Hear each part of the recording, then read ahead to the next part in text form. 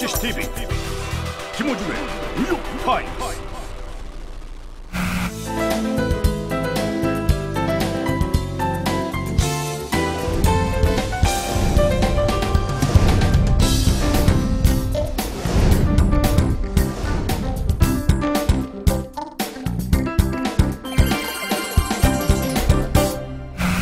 뉴욕타임스 164회입니다.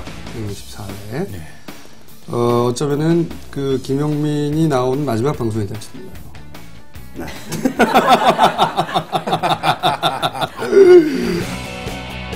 김용민의 시사 돼지. 오늘 모신 분은 우리 제가 생각하기에 정말 정상급 정치평론가시면서 또 국민일보의 정치부장으로 계셨던 우리 서영석 대표님 어서 오십시오. 네. 아니 우리 서 대표님이 계셨던 국민일보가 요즘 또 이렇게 3월 12일이죠? 예. 그 파업 때 부흥회 하는 게. 예, 그렇습니다. 예. 부흥사로 나서시더라고요. 네, 그렇습니다. 그래서 우리 큰 목사님의 그 지금 그거 웃기는 회사예요, 거기가.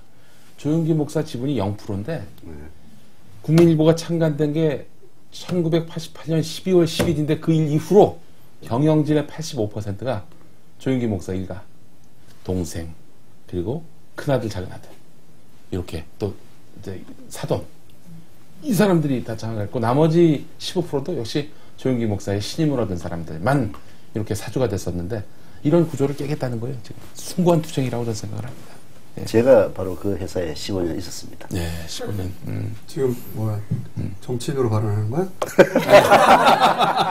아니 무슨 얘기예요?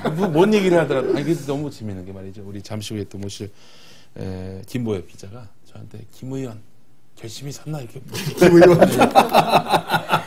문자를 보내왔어요. 그래서 아니 무슨 그 말도 안 되는 얘기를 하느냐? 아니 이거 누가 뽑아준대?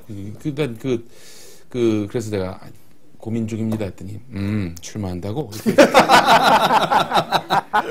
직업병입니다. 직업병. 사람들이 우리가 잡혀갈지 몰라 그러면은 진짜로 잡혀갈지 모른다고 생각하지 않고 그냥 여러 가지 좀 압박이 있나 보다 이 정도 생각하시는데 아니 진짜로 잡혀갈지 몰라요.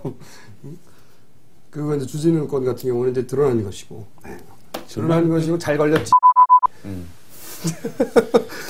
우리가 죽냐 나경원 후보가 죽느냐의 싸움이었는데 나경원 그 죽었지. 의원이 예 불출마 선언을 했는데 조금 전에 했습니다. 절친 2호로 등극되는 순간. 근데 하여간 우리하고 한판 붙은 다음에 다시 돌아오겠다고 하는데 돌아올 수가 있을까요? 거의 불가능하다고 말이죠. 불가능하다. 근데 내가 김용민 PD에게 출마를 하라고 하는 쪽으로 얘기를 하는 이유는 제가 이제 정치부 기자로서 아주 오랜 동안 우리 한국 정치를 봤지만은 대부분의 경우는 그래요. 정치를 해야 될 사람은 정치를 안 하고 정치를 하지 말아야 될 사람이 꼭 정치를 하는 이게 우리나라 정치를 말하자면 퇴행화시킨 원인이었는데 정치를 해야 될 사람 중에 한 명이지. 그럼 나쁠 게 뭐가 있나? 글쎄 복잡한 문제가 좀 있죠. 그러니까 해야 하는 거 아닐까 하는 쪽의 이유들도 좀 존재하고요. 우리가 좀 면책 특권이 좀 필요하거든요. 위험한 발언 이제 네가 다 해. 욕해도 되나? 욕해도 면책 특권이 되나? 그런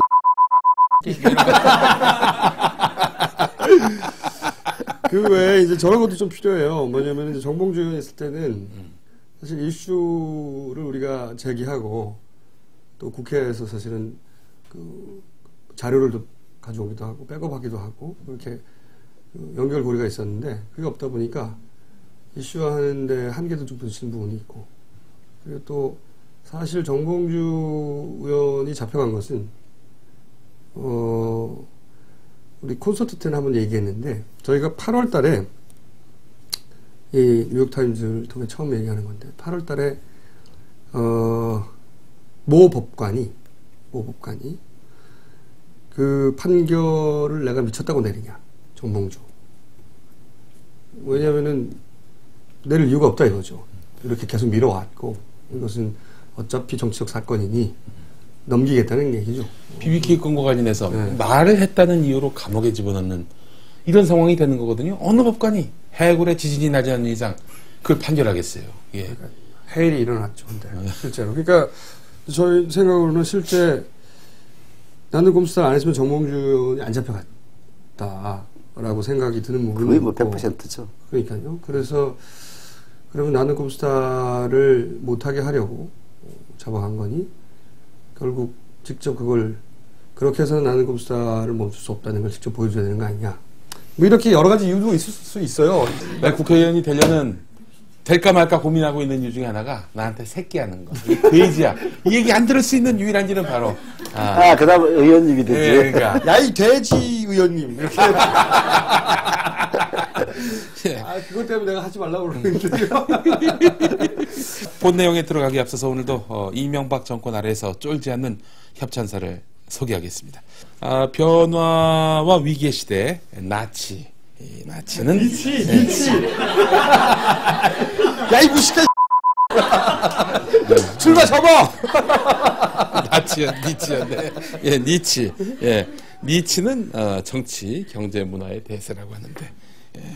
대세면 내가 알만도 안 돼. 왜 난 이걸 나치로 봤지? 예, 니치. 예, 요 책이 들어와 있습니다. 이거 좀 성대모사로 하자면 이제 사람들은 더 이상 주류를 좋아하지 않습니다. 전 세계 금융의 조류, 월가를 점령한 보통 사람들, 아시아를 넘어서 유럽과 미국에 열광하는 K-팝, 정치, 콧물이 난다. 예. 정치 사회에 무관심했던 사람들을 새로운 방식으로 결집시킨 작은 인터넷 방송, 획일적인 대중에서 잡식성 대중으로 변모하는 시대. 예, 막연한 대중보다 마니아에게 소구하라. 이제 니체 시대다. 야, 이게 바로 우리 뉴욕타임스와 나는 꼼수다의 정신과 맥을 같이 하네요. 저희는 사실 이 뉴욕타임스한테 너무 감사한 게 뉴욕타임스에서 확인을 했습니다. 반 MB 시장. 야, 이거 정말 대단하다. 뭐 시장이라는 표현이 좀 그렇습니다만은 이 반 MB 정서가 정말 대단하다. 이 대단한 이런 그 대중의 어떤 열망 안에 우리가 한번 집을 지어보자 하고 만든 것이 이제 나는 꼼수다입니다. 그래서 한겨레로부터 이걸 많이 먹었습니다. 왜 밖에 나가서. 예, 하여간 예, 니치의 모든 것을 알 수 있는 설득력 있고 흥미진진한 책 뉴욕타임스, 진짜 뉴욕타임스가 추천한 제임스 하킨의 니치를 도서 출판 더 숲이라고 해서 이제 뭐 우리가 숲, 나무 이렇게 생각하는데 그렇지 않습니다. 먹는 숲. 예, 진짜네? 숲입니다. 예. 진짜 더 숲이네, 스펠이? 더 숲에서 협찬을 했습니다. 여러분, 필독 오닥해요. 예. 자, 오늘 방송 오신 분 소개하겠습니다. 나는 꼼수다와 김어준의 뉴욕타임스를 접하게 된 것은 작년 여름부터입니다. 그 결과 이전에는 시사에 거의 관심이 없었던 집사람이 얼마 전에 진보신당 당원이 됐습니다. 홍세화 대표 나오셔서 그런가 보다. 예. 이전 저보다 더 해박한 지식을 갖고 있고요. 안 그래도 말싸움하면은 제가 지는데 이젠 정말 제 체중은 110kg입니다. 김용민님 덕분에 집사람이 뚱뚱한 사람에 대한 인식이 좀 좋아져서인지 저에게 그만 먹으라는 살 빼라는 소리를 좀 덜 합니다. 꼭 직접 만나서 고맙다는 말을 전하고 싶습니다. 제가 직장이 전라북도 순창에 있는 한의원이라서 방청을 하려면 오후에 휴진을 하고 가야 하는데 그래도 가야 한답니다. 그냥 전 방청하고 서울에서 뷔페를 먹어야겠습니다. 아유, 훌륭한 분이네. 누구십니까? 아유, 어서 오십시오. 사모님은? 110kg는 안 되실 것 같은데. 글쎄. 근데 키가 크시구나. 근데 돼요. 글쎄, 키 때문에 그렇네. 변비가 있나 보다. 한의원 하시는군요. 네. 한의사님. 네. 그렇게는 안 생기셨는데. 그러게요. 고추장 공장을 하실 것 같은데. 순창고추장? 네, 순창고추장. 예. 자, 이번으로 9번째를 맡고 있는 한겨레 인터뷰 특강이 서혜성 소설가의 사회로 김진숙 지도위원, 정의연주 전 KBS 사장, 홍세화 진보신당 대표, 조국 서울대 교수, 정재승 카이스트 교수, 한홍구 성공회대 교수를 모시고 3월 13일부터 용산 백범기념관에서 이제 개최합니다. 자세한 내용은 아래 자막으로 나가고 있죠. 예, 많은 관심과 참여 바라겠습니다. 예. 편지한장이 또 왔어요. 안녕하세요. 저는 독일 교포입니다. 올해부터 해외 교포도 선거를 할 수 있게 돼서 현재 뉴욕타임스를 열심히 보고 있습니다. 그건 멀리 살면서 떨어진 한국 정치의 흐름을 열심히 따라잡아서 이번에는 제대로 투표하려고요. 자, 그런데 화면을 보면은 김어준 씨가 후두통으로 상당한 고통을 겪으시는 것을 여실히 알 수 있었습니다. 목의 통증을 달래주는 약용차를 동봉합니다. 잘바이차, 잘바이차라고 하는데 셀비엽과 식물의 잎으로 만든 차인데 목 아픈 것 외에 위장병에도 좋은 겁니다. 머그잔에 2봉 넣고 10분에서 15분 우려내어서 진하게 해서 마셔야 합니다. 화면을 보면 김총수가 자주 차를 들이키던데 이 살바이차로 마셔주세요.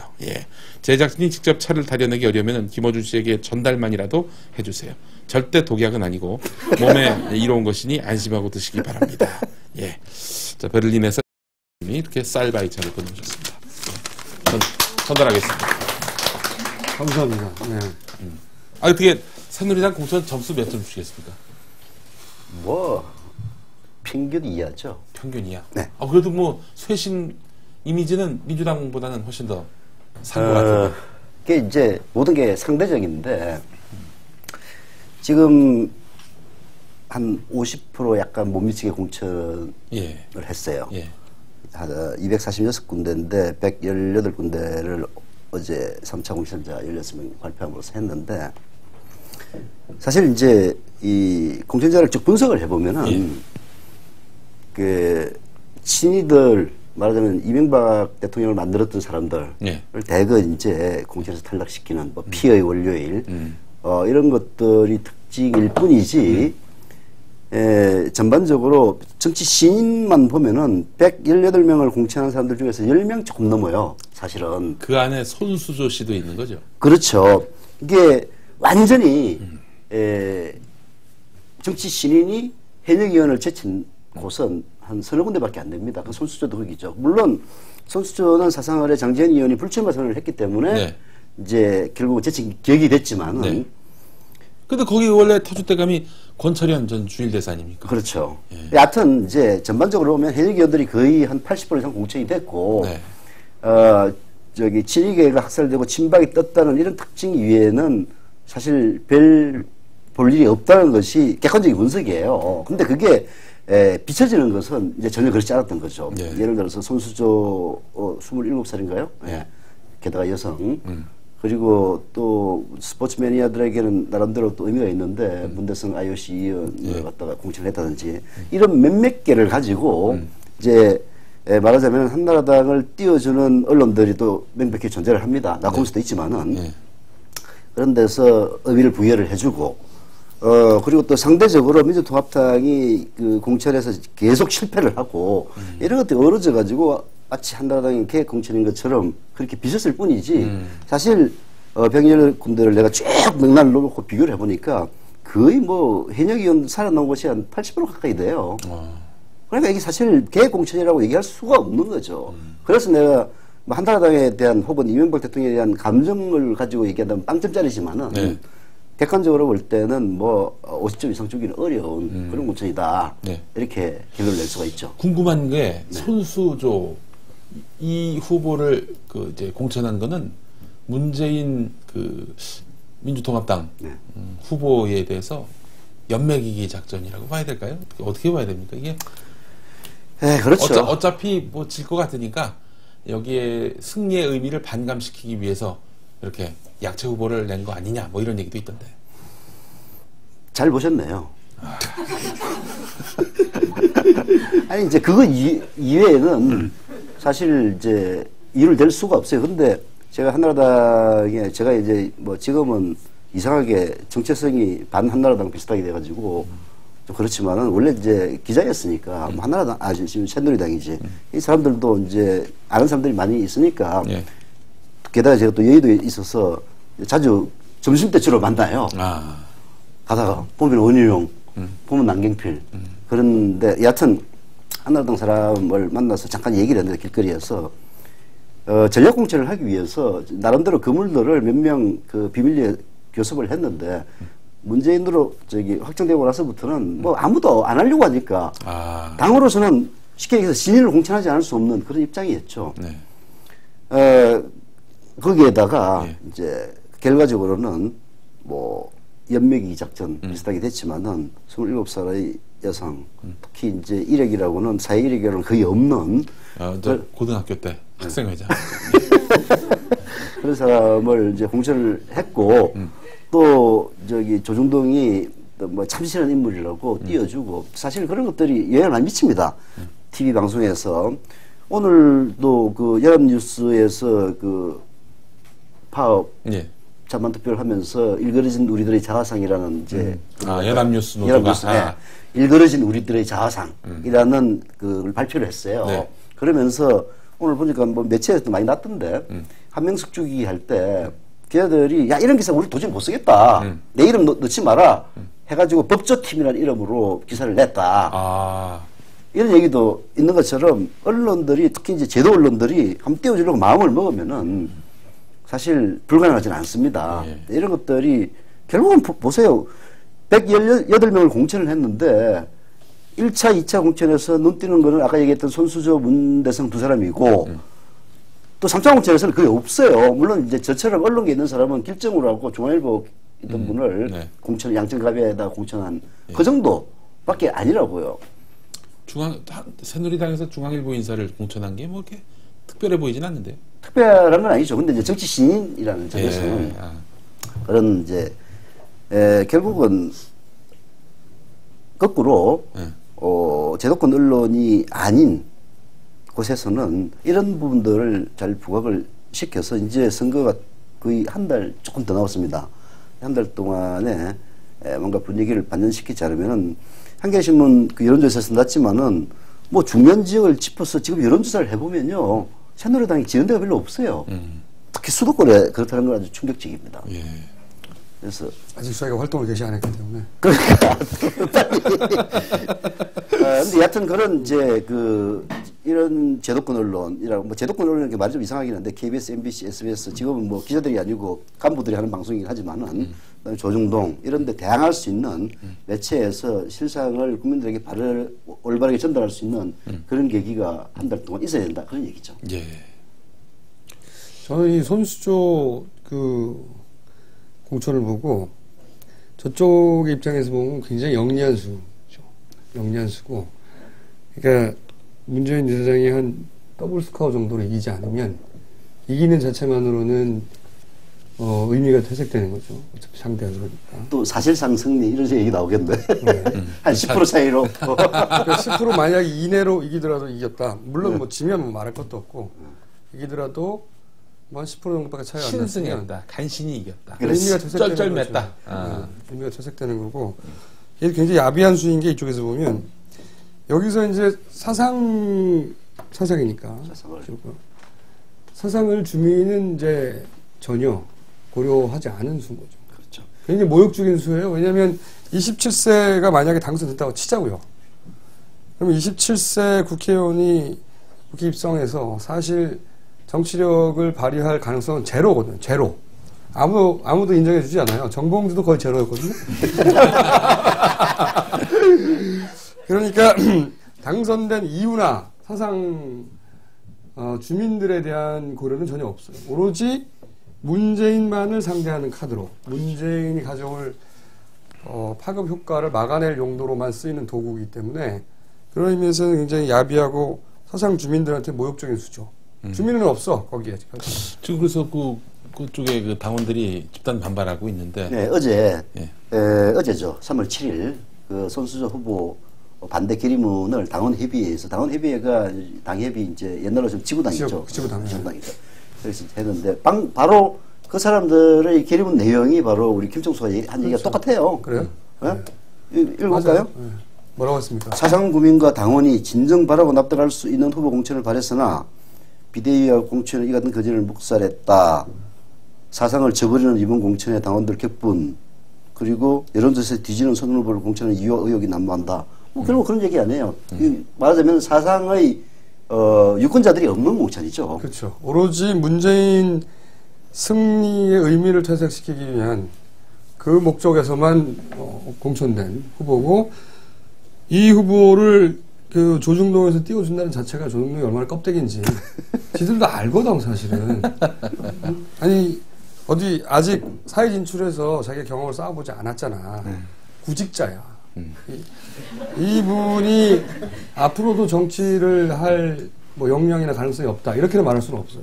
하지만 27세에 아직 전혀 사회 경험을 겪지 않고 당장 여기 들어와서 국회의원이 될 가능성을 전혀 염두에 두지 않고 정말 됐다고 생각해봐. 국회 들어가서 뭘 할 수 있겠어요? 아무것도 못해요, 실제. 뭘 알아. 할 수 없기 때문에 당선 된다는 생각조차 하지 않고 그런 목적으로 던진 거죠. 제가 보기에는 이렇게 될 거라고 봐요. 선거, 제가 예언 잘 맞추잖아요. 선거 한 일주일쯤 남겨놓고 박근혜 위원장이 가서 이 손수조 예비 후보 손잡고 한 바퀴 돌 거예요. 그런 퍼포먼스 합니다. 그래서 이게 이렇게 쭉쭉 이제 뭐 지지율 격차가 좀 줄어든다든가 이렇게 되면 또 막 조중동에서 막 때리겠죠. 이제 짝 죽여. 바짝 죽여. 예. 그러면 이변. 앞서가는 사람은 굉장히 불안하거든요. 네, 그리고 표도 결집하고 그런 용도로만 꽂은 거죠. 그게 굉장히 사상 주민한테는 모욕적이고 이쪽에서는 야비한 승부를 안 하겠다는 거거든. 승부를 안 하고 오로지 저쪽은 이길 테니까 그 이겼을 때 효과를 반감시키겠다는 목적밖에 없는 거니까. 연막이 전략이죠. 네, 진짜 꼼수죠. 그렇기 때문에 한나라당 기획자들이 훌륭하다는 거야. 한나라당이 있어요. 한나라당 말고 새누리당. 네. 하여튼 선거를 기획하고 짜는 거는 얘네들이 훨씬 더 잘한다. 아니 근데 그럼 어떻게 결론은 어떻게 난다는 거예요? 결과는 어떻게 예측하고 있어요? 결과는 물론 문제는 있어서 이기지. 갑자기 또 생각나는데 우리 나경원 후보 날아갔지만 지난번에 우리가 내기건 거 아시죠? 예. 그때 어떻게 됐나? 나경원이 공천될 가능성이 높다고 말하고 어준이 형이 고 박사님은 신은경이다. 둘 다 틀렸어. 하지만 4개월 전에 제가 또 예언 하나 미리 해놓은 게 있습니다. 네. 지상욱 씨가 신문한 남편. 네, 그 자유선진당을 탈당하여 한나라당에 들어가고 그리고 중무로 나오려고 할 것이다. 그건 거의 맞는 것 같은데 이제. 지금 거의 왔잖아요. 네. 깜짝 놀랐어요. 저도 저한테. 어찌나 예측이 쉬운지 얘네들. 아니 저기 나경원 하니까 생각이 나는데 나경원이 서울시장 후보였을 때 주로 국회 문화체육관광위원들인 사람들이 나경원 캠프를 장악을 했어요. 네네. 그래서 이제 8인회라 해가지고 나경원을 비롯해서 현역이 한 8명 됐죠. 8명 됐죠. 네. 근데 이제 아까도 잠깐 얘기를 했지만은 새누리당 공천의 특징은 친박과 쇄신파가 먹고 친이가 박살나는 이런 게임이거든요. 한마디로 얘기하면 무슨 쇄신가 나와있다. 쇄신파라고 날뛰었던 사람들과 친박이 그냥 장악하고 그리고 그 사람들이 찍은 사람들을 살리고 그래도 이제 이 반발하면은 매우 후유증이 크다고 생각되는 사람들 친이들 중에서 이재호라든지 이런 사람 몇 명 살려주는 이제 이런 건데 나경원 얘기하다 글로 왔네. 그 나경원 8인회 중에서 지금 살아남은 사람이 쇄신파 때문에 얘기했구나. 그 쇄신파로 하고 있는 그 김성태 있죠. 네, 김성태. 네, 김성태. 한국노총 출신. 김성태가 조직총괄본부장을 했는데 이 양반만 공천을 받았고 나머지는 다 죽었어. 나경원 불출마, 신지호 공천 탈락, 강성규 공천 탈락, 그다음에 그 진성호 공천 탈락. 뭐 하여튼 이름을 다 기억 못 하겠는데 거기 에이스가 나경원 전 의원이었죠. 에이스가. 물론 이제 나경원은 이제 오늘 불출마 선언을 했고 이게 당에서도 부담이 크니까 새누리당에서도 이제 아마 그런 얘기가 오갔을 거예요. 아니 공천 탈락은 이미 그 보도를 통해서 거의 기정사실화됐던 거 아닙니까? 그렇죠. 이제 명예훼손으로 이제 고발했던 게 주지를 무혐의로 끝나면서 사실상 끝났다고 봐야지. 무혐의가 나지는 않았지만 그렇게 될 공산이 커졌죠. 네. 기소청탁 부분은. 근데 그게 다 말씀드릴 수는 없지만 지금의 일부 얘기들이지만 그 건으로 체포하려고 했고요. 그래서 일단 잡아가가지고 선거 내내 그걸 써먹고 그리고 나중에 예를 들어서 무죄로 나오더라도 그때는 선거 다 끝났죠. 이미 선거 다 끝났고 그리고 그 덕분에 그러니까 주진우의 거짓말이라고 대대적으로 이제 매체에서 때렸을 텐데 그 거짓말 덕분에 당선된 박원순 역시 그 당선의 정당성에 대해서 문제 삼고 그리고 이제 그런 전략이었구만. 그렇죠. 그런 전략이었죠. 그래서 그게 중요했던 겁니다. 잡아가고 우리도 날리고 그리고 박원순도 의미를 퇴색시키고 심각한 리더십의 타격을 전부 다 한 번에 보내는 거지. 굉장히 중요해서 그래서 잡아가려고 했어요. 실제로 이거 우리 매립을 매립 프로젝트. 매립을 시키려고 했는데 이것이 바로 영매립이다. 영매립. 건상이 아니고 영매립이구만. 영매립. 우리 쉽게 안 죽습니다. 절대. 일단 한 사람은 다시 보냈고 액도 많이 남았어요. 갈 길이. 아니 그런데 한나라당은 진짜 공천이 쉬워요. 왜냐면 한나라당이 있어요. 지금 실존하고 있습니다. 영남에. 맞지. 이름 바꿨지. 영남신당이 한나라당으로 바뀌었어. 새누리당이 공천이 참 쉬운 게 일단 오너가 있고 당에 민주당은 오너가 없잖아요. 사실 오너가 있고 그리고 사실은 그게 신임만 팍팍팍 자르면 되잖아 현역을. 오너가 있다는 건 뭐냐면 결국 대선 주자가 있다는 얘기인데 그래. 이를테면은 낙천시키는 사람한테 야 이번에 저 국회의원 해서 뭐하냐 내가 집권하면은 너 장관 자리 하나 주면 되잖아 이런 빠터가 가능해. 근데 한명숙 나중에 아니면 공기업을 꽂아준다든가 여러 가지가 가능하지. 근데 여기서는 그게 없으니까 기본적으로 말빨도 안 먹히고 중구난방인데다가 여기서는 신임만 착착착 쳐도 현역이 많이 날아가니까 모양 내기가 참 포지션이 좋아. 공천 게임에서 한나라당이 훨씬 더 유리한 포지션이 원래 있었어요 처음부터. 근데 이제 공천 결과를 보니까 사실 뭐 실망스러운 한나라당에서 새누리당에서 실망한다는 말 자체가 웃을 정도로 실망스럽긴 한데 초기 전략은 새누리당이 훨씬 나았어요. 공천심사위원을 노태우 때 경제수석을 했지만은 상당히 경제 분야에서는 진보적이고 계획적인 진로를 갖고 있는 김정인 수석을 공천심사위원으로 집어넣는다든지 그 다음에 보수 중에서는 매우 합리적으로 이명박을 비판했다고 누가 자타가 공인하는 이상돈 교수라든지 또 이제 선수자하고 조금 경우가 다르긴 한데 젊긴 하지만 이준석을 넣는다든지 이런 전략들이 이 상당히 초기에 이미지를 좋게 만드는 그런 역할을 했죠. 그래서 그 이후에 손수조가 나왔을 때도 이렇게 막 띄우기를 했을 때 이게 딱 어울려져 가지고 사실은 상승 효과를 봐가지고 새누리당은 지금 올라갔어요. 거의 민주당을 이기고 있습니다. 어딜 하더라도. 그리고 이제 민통당 아까 우리 총수 얘기대로 특별한 카리스마나 대선 주자가 아닌 상태니까 중구난방으로 가다 보니까 이런 일들이 지금의 현재 행세를 만들어낸 거죠. 그렇죠. 오너십이 딱 있어서 기획자가 존재하고 예를 들어서 이게 손수조 예비 후보를 거기다 꽂는 결정 같은 경우에는 이 민주당에서 할 수가 없어요. 절대.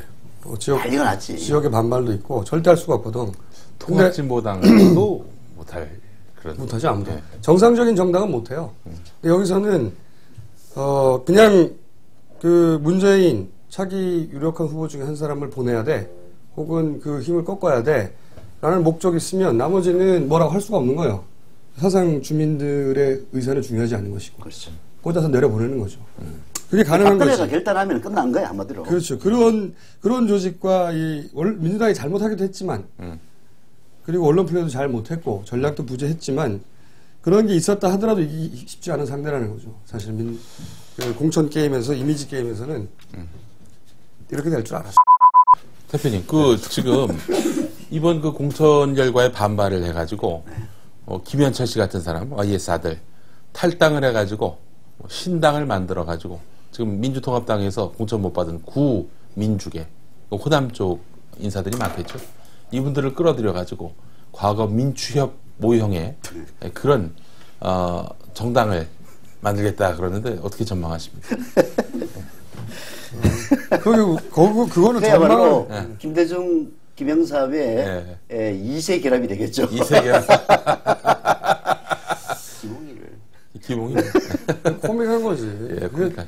본인이 내가 보기에는 그 김현철 씨 같은 경우에는 자신을 이렇게 공천에서 탈락시킨 것은 자신이 유력한 차기 후보로 성장할 것을 우려한 친박 진영의 방해 공작이다. 라고 스스로 생각할 만큼의 멘탈리티를 가지고 있거든. 어떻게 김현철을 잘 알아요? 개인적으로 모르지만 네. 그런 이야기를 많이 들었고 아버지하고 유사하다. 아버지도 보니까 아들이 공천 못 받으니까 막 박근혜를 맹비난하면서 대통령 못 될 거라고 많이 일침을 놨거든요. 아무런 정치적 영향도 없죠. 아무런 정치적 의미도 없고. 그래도 지금 뭐 친이계가 따로 당을 만들거나 그럴 가능성은 없습니까? 이제 당연히 그럴 가능성이 있죠. 네. 매우 높다고 봐야죠. 네. 게다가 이제 한 달밖에 안 남았으니까 하려면 네. 시간도 급박하고. 네.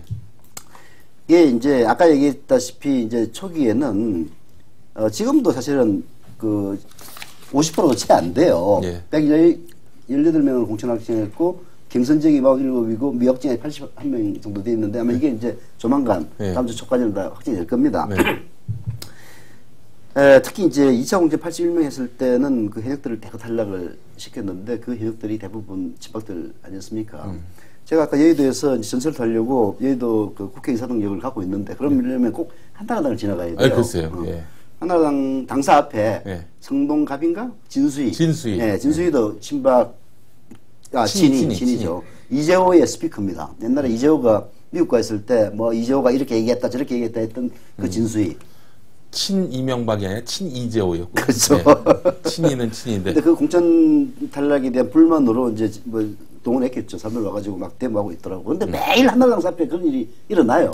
그래서 저도 얼마 전에 지나가다 봤는데, 아니, 이 사람들은 공천 받아도 안 될 텐데, 왜, 안 될 그런, 민주당 앞에서 그런 일은 항상 일어나. 공천 때는 항상 일어나. 민주당도 역시 마찬가지죠. 네. 근데 이제 그 말하자면 공천 후유증이 본격적으로 시작이 되고, 그로 인해서 당의 이미지 타격을 입힐 수 있는 시기가 이제 다가오고 있는데, 네.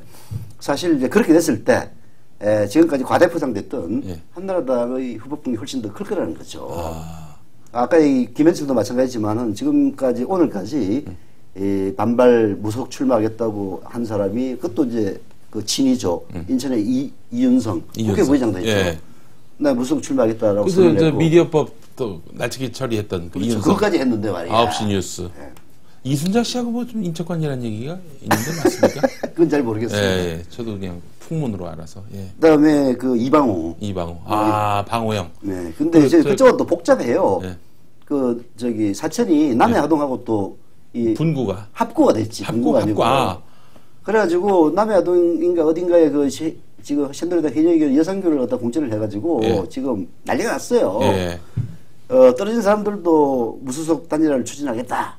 이방호도 무소속 출마하겠다. 해가지고 거기도 그렇고 이제 이런 일들이 이제 앞으로 계속 나옵니다. 네. 진수희도 지금은 뭐 저기 그 진수희 유정현도 마찬가지고 전부 당사 앞에 와서 농성하는 수준이지만은 이것도 일주일 이상 못 그러거든. 네. 그러면은 이제 결국 무소속 출마를 하겠다는.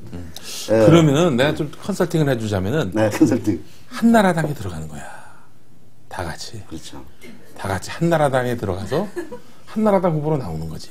그러면은 사람들이 새누리당 아직 인지가 좀 안 된 분들은 또 이렇게 이 한나라당으로 나오구나. 나는 저 전략이 나쁘지 않다고 생각하는데. 왜냐하면 이 민주통합당과 통합진보당이 같은 당인 줄 아는 사람이 유권자 20% 가까이 돼요. 그렇죠. 다 아는 게 아니에요, 결코. 이게 예를 그러니까 들어서 통합자도 게다가 들어가 있으니까. 그러니까요. 물론 뭐 선거연대를 해서 문제가 없어지면 모르겠는데 그 새나라당하고 한나라당 새누리당. 새누리인가? 새누리나 새나라나. 이름을 바꾸고 가지고 그게 헷갈리는 사람 분명히 존재해. 많죠. 거기다 좋은 전략이다. 여하튼 이제 무소속 연대라든지 네. 아니면은 지금 뭐 국민생각인가요? 네, 국민생각. 국민생각. 그다음에 선진당은 또 뭐 해체해가지고 뭐 새누리당하고 합당한다는 그런 얘기도 있지만은 이제 이런 말하자면은 여권 외곽에 있는 이런 이제 정치 세력들과 붙든가 네. 아니 무소속 연대를 하든가 네. 아니면은 방금 얘기했다시피 한나라당에 한나라당에 입당을 입당을 하든가 이런 여러 가지 전략들이 있을 수는 있는데 만약에 그 불복에서 무소속을 출마하겠던 사람들이 머리가 좀 있다면은 청수 얘기대로 한나라당 입당하는 것은 매우 좋은 전략이에요. 저도 그렇게 생각해요. 한 20%는 땡겨올 수 있다. 진짜로. 진짜 이게 실행에 옮겨질 수도 있는 것 같아. 그러니까 농담이 아니라 예. 그 정도로 머리를 굴릴 수 있으면 영리한 거지. 그렇죠. 만약에 근데 그렇게 해서 친이계가 다수 한나라당으로 간다 그러면은 기호 2번이 될 수도 있지 않을까요? 기호 2번까지 어렵지. 아무리 그래도 민주당이 78명, 설마 하지 마. 안도해 한수. 농담입니다. 아직 농담이에요. 예. 자, 그러면은 제가 진짜 궁금한 건 뭐냐면은 이분들이 나와가지고 그 새누리당에 표를 위협적으로 깎아 먹을 수 있느냐, 아니면 그냥 이분들의 실체가 민국당, 예전에 그 2000년대에서 총선에 나왔던 그 민국당 수준으로 그치는 거냐, 이 부분인데. 예. 우리 역대 그 총선에서 예. 그런 식으로 불복 출마해가지고 무소속 연대를 이뤄서 성공한 케이스는 딱 한 번밖에 없어요. 바로 2008년 총선 때 친박연대. 친박연대. 밖에 없습니다. 나머지는 나가가지고 성공한 케이스는 전혀 없죠. 선거를 앞두고 이렇게 갈라졌을 경우. 그렇죠. 네. 근데 친박연대가 사실 힘을 발휘했던 것은 매우 복잡한 이유들이 많이 있어요. 첫째는 그 경선 자체가 이명박과 박근혜가 붙었던 경선이 박근혜에게는 매우 불리한 경선이었고 실제로 당내에서 이기지 않습니까? 이겼는데 여론조사에서 뒤집어져가지고 몇 표 차이로 떨어져서 박근혜가 이제 그 후보가 못했단 말이에요. 이런 사정. 두 번째는 한나라당, 그때는 한나라당이죠, 그죠? 정체성에 대한 문제. 말하자면 극우 보수들의 입장에서는 이명박도 이재호 같은 빨갱이 새끼들을 거느리고 있는 그런 준빨갱이다. 그런 생각을 하고 있었어요, 실제로. 그래서 박근혜를 밀어줘야 된다. 처음에 이해창을 이제 밀려고 그랬다가, 여하튼 이제 그때는 복잡했었는데, 그런 이유가 있었기 때문에 친박연대가 성공을 했습니다. 근데 지금은, 새누리당에서 차기 후보로서는 박근혜 이외에 누구도 지금 장담할 수 없는 이런 상황에서 오히려 민주통합당 같은 경우에는 문재인 이사장이 뭐 압도적으로 그 야권 내부에서는 1위일지 모르겠지만은 압도적이진 않잖아요. 그러나 한나라당은 다르다고 새누리당은 박근혜가 압도적 1위 아닙니까? 네. 이런 상황에서는 진짜 보니까 박근혜 말고는 없어. 전혀 없어. 오세훈, 나경원. 나 나갔어. 그것도 우리 문수 형님, 119 한 방에 가시잖아요. 이제 결론은 이런 상황에서는 무소속이 돌풍을 일으키기가 어렵다. 이런 얘기 있죠. 그러나, 이제 국회의원은 소선거이기 때문에 하여튼 1등이 돼야 국회의원 되는 거 아닙니까? 국회의원을 많이 확보하기는 어렵지만은 표를 얻을 수는 있을 거라고 워낙 봐요. 기존의 조직들도 있고 그러니까. 근데 이것만 하더라도 상당히 새누리당이 타격이 되죠. 지금 비례대표가 54명인데 이것이 이제 한 당이 절반 이상 못 갖고 가게는 돼 있지만은 아까 얘기했다시피 한나라당에 그 정당투표하는 사람도 많이 있을 거예요. 정당투표는 특히 더 심할 거라고. 정망투표? 정당투표. 이게 이제 헷갈리잖아. 그렇지. 저기 후보 투표와 정당 투표를 같이 하게 됐습니다, 지금은. 근데 이제 후보는 1번이니까, 새누리도 찍고, 네. 정당은 이게 무슨 당이야? 해가지고, 한다고. 가능성이 있다고 봐. 근데 그게 사실은 몇 %만 되더라도 큰 차이가 납니다. 5%만 넘어도. 아니, 이제는 총선 국면에서 이렇게 친이계가 대속청이 된 그런 상황인데, MB가 이걸 그냥 지켜만 보고 있는 것인가요? 어떻게 봐야 됩니까? 결국 자신의 어떤 퇴임 이후의 안전도 도모하려면은 자기와 뜻을 같이 하는 의원들이 많이 국회에 포진해 있는 것이 좋을 거라고 분명히 판단할 텐데. 물론 그렇게 판단하지. 그렇죠. 이명박 대통령이 그렇게 판단한다고 해서 그렇게 되는 건 아니지만. 근데 이제 아까 그 청수 얘기대로, 이명박 씨가 사실 매우 집요하고 시라뇨 각하를. 네. 미스터 영어니까. 네. 지금도 실제적으로 이 나라를 움직이는 파워들은 거의 다 장악을 하고 있어요. 검찰, 경찰, 그러죠. 국정원. 그러니까 결국은 주진우 기자를 체포해 가겠다는 그런 시도가 성공할 수 있는 거 아닙니까? 시도 자체는 할 수가 있는 거 아니에요. 거의 성공할 뻔했죠. 시도는 결국은 실패했지만은 그런 것처럼 이번 선거에서도 뭐 일정하게 영향을 미치기 위해서 이제 머리를 한참 열심히 굴리고 있다 이런 이제 루머들은 파다죠. 근데 사실 국내적인 문제로서 그런 루머 어떤 수단이 있을까? 그건 난 전무하다고 봐요.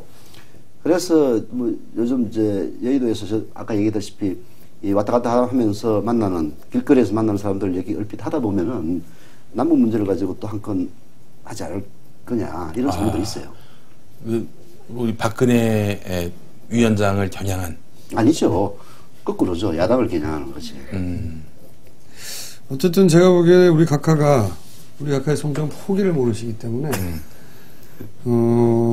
박근혜 위원장이 일방적으로 다 독차지하고 또 자기를 혹여 감옥으로 보낼지도 모르는 그런 구도를 우리 각하가 그냥 보고만 있지는 않는다. 대선도 국회의원 선거는 한 달이면 대선은 석 달이면 된다고 생각하는 게 정치권의 실제. 그리고 사실이에요, 그게. 사실이죠. 박원순 서울시장이 한 달 만에 탄생한 거예요, 그게. 굉장히 오래 걸린 것 같지만 결국은 등장하고 안철수 등장하고 난리치고 그러면서 2달이야, 2달. 아니 실제로 선거에 들어가서 주목받고 지지율 나오고 하는 건 한 달이라고. 대선도 석 달이면 가능하다고 생각하는 사람들이 여전히 많이 있어요. 노무현 전 대통령도 생각해 보면 확 떴다가 훅 가라앉았었거든요. 그리고 사실은 다시 살아나고. 마지막 그 후보 단일화 이후 한 달 만에 그냥 그러니까. 몸을 깔아먹지. 그러니까 이제 이게 여전히 뒤에서 여러 가지 궁리를 하고 모색을 하고 작전을 짜고 있다고 생각할 수 있죠. 저는 그 한나라당. 왜냐하면 박근혜 위원장이 그 우리 각하의 어떤 딜 혹은 뭐 내미는 손을 잡아줄 리는 없거든. 그 박근혜 위원장의 또 성정상 이명박 각하를 이렇게 끌어안고 포용하고 그러지는 않을 성격이거든. 내가 보기엔 엿낼 일은 계속 될 것이다. 그렇다면은 단도직입적으로 우리 각하에게 있어서 정권 재창출의 의미는 무엇일까요? 박근혜의 당선? 아니죠. 자기 사람의 당선이지. 자기 사람이 누구가 있지? 아직도 만들어낼 수 있다고 생각하겠지. 그게 이제 아까 얘기했던 그 석달설인데 나는 홍정욱이라고 봅니다. 뭐 그런 카드를 꺼낼 수도 있어요. 그런 카드를 꺼낼 수도 있어요. 실제. 근데 홍정욱한테 전화해서 욕하셨던 분이 또 우리 각하거든요. 옛날에 폼 잡는다고 막 이렇게. 새로운 인물을 내세워서 박근혜와 야당을 동시에 보낸다는 것이 이제 우리 이명박 각하의 생각일 수는 있지만은 예. 현실적으로는 불가능한 생각이죠. 근데 그런 걸 포기하지는 않으실 것이다. 근데 포기하지 않더라도 뭔 도구가 있어야 될 거 아니야. 그러니까 그 도구를 뭐 열심히 모색하고 있겠지. 여러 도구들을 물망에 올렸는데 다 실패했고. 다 실패했죠. 현재로서는. 네, 가장 이재호 어떻습니까? 이재호. 아니 말도 안 되는 거는. 오세훈이 날아가면서 모든 스텝이 꼬이기 시작한 거지. 그래서 나경원을 이제 뭐 말하자면 유일하게. 나경원도 좀 살려서 어떻게 해보려고 그랬는데 날려버렸고. 근데 과거에도 각하가 가시는 길에 우리가 재를 확 버리고. 소금을 그렇게 열심히 뿌리고 있으니까 될 일도 안 되죠. 근데 과거에도 그 전단 때부터 그 자기 퇴임 이후를 보장하기 위해서 여러 후보들을 옹립하려는 시도를 무수하게 했어요, 사실은. 그렇죠. 근데 단 한 번도 성공을 못했고, 국민들이 그걸 용납을 안 하죠. 특히 대통령 선거라든지 이런 큰 싸움에서는 그런 의도가 성공할 수는 없다고 봅니다. 성공할 수 있다 없다의 문제가 아니라 저는 포기하지 않을 거라는 거죠. 그렇죠. 네. 뭐 생존의 문제니까. 네, 자기가 죽으니까. 조용히. 물론 또 싱가포르로 어떻게 이렇게 이전 계획이 있으신지 잘 모르겠는데. 그거와 또 별도로 추진하겠죠. 네, 동시에로 프로젝트 추진하시겠지. 네. 우리가 또 보살펴 드려야지, 그러면. 계속해서. 아니 혹시 이준석은 아닐까? 갑자기 홍정욱에 대한 신뢰도마저 확 떨어져요. 잠깐 얘기하면. 홍정욱은 일단 최소한 오세훈 루트를 가기 시작한 건 확실하죠. 그렇죠. 네. 불출마 선언하고 이렇게. 그다음에 그 옆에 뭐 사람들이 많이 붙었다고 해요. 만들려고. 아마 이번은 아니고 차기 정도로 만들어 보려고 사람 많이 붙었다고 해요. 새누리당스러운 후보군으로서는 적합하죠, 사실. 그죠? 예. 좋죠. 오세훈, 두 번째 오세훈으로.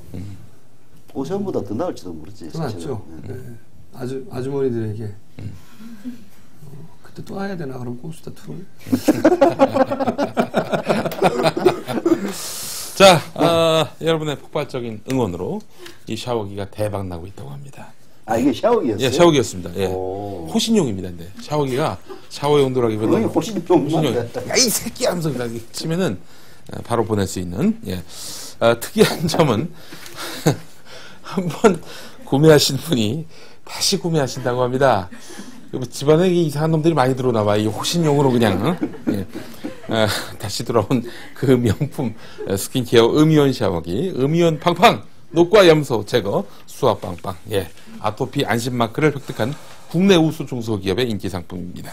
희한해. 우리가 그렇게 이거 사지 말라고 그랬는데, 이게 계속 팔리고 있어요.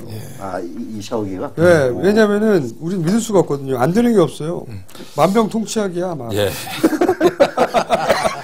아니, 저거 하나 한다고 어떻게 아토피가 낫겠어요. 예.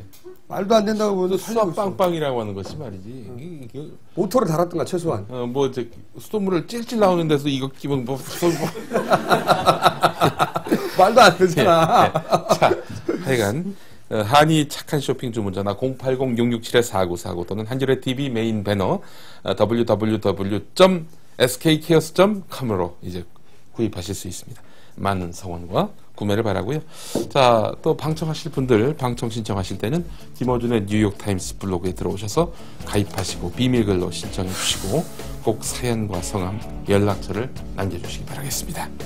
네, 알겠습니다.